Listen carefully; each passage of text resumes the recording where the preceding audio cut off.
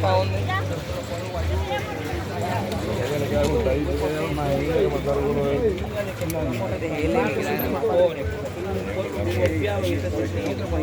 Este cierre no se debería dar, porque nosotros somos los más vulnerables.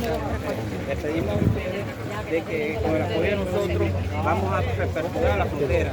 Se dice que se va a abrir solamente para carga pesada, que no incluye en ese plan también.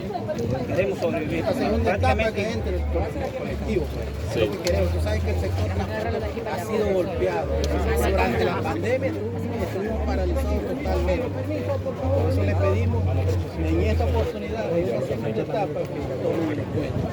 Que llevaremos la responsabilidad del gobierno nacional de esa inquietud y que vamos a ir trabajando. Los avances van a ser de acuerdo a lo que Cancillería y Presidencia vaya estipulando los protocolos de reapertura gradual, pero vamos a llevar el mensaje de parte de los ¿Cuál entremos en esta segunda etapa?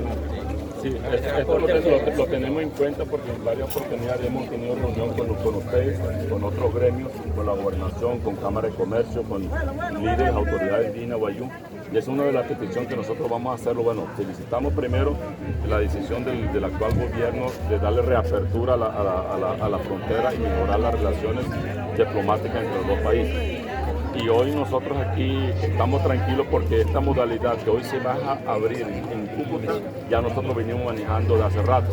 El paso peatonal más transporte de carga. El segundo paso, estamos totalmente de acuerdo, el gobernador, eso venía hablando con el gobernador. El segundo paso más importante es romper esta valla, tirarla al suelo. Porque entre dos países hermanos no puede haber barrera. No podemos convertir ese muro de Berlín. Esto es en contra de cualquier derecho internacional humanitario. Y más aún que nosotros aquí nos une una frontera donde tenemos muchos hermanos, donde tenemos la gran nación Guayú. Es un territorio guajira, colombiana, venezolana, para nosotros que somos guajiros, que somos maicaeros, es un territorio que no puede estar limitado por decisiones, con todo respeto, de dos presidentes, porque puede haber división entre dos presidentes, pero no puede haber división